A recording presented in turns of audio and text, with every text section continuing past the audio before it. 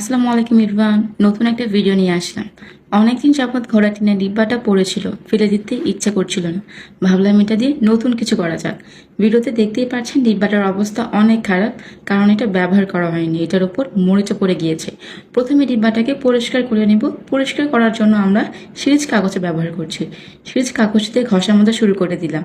প্রায় 1 থেকে 1.5 ঘন্টা ঘষা মাজা করা হয়েছে। যেহেতু ডিব্বাটা অনেক দিন আগের, তাই পরিষ্কার করতে গিয়ে আমাদের হাত অনেক লাল হয়ে গিয়েছে। আর ওই দিন ছাদে এত গরম ছিল যে ছাদে বসা যাচ্ছিল না।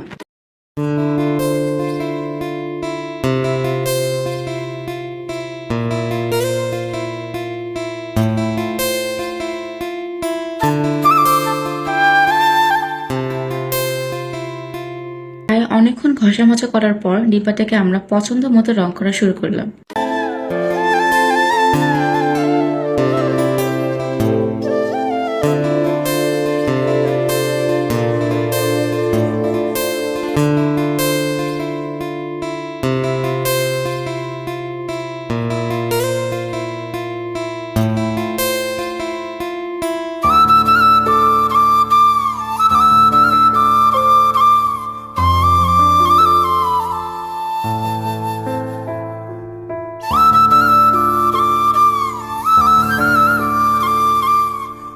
রং করা শেষ হলে একদিন শুকাতে দিলাম।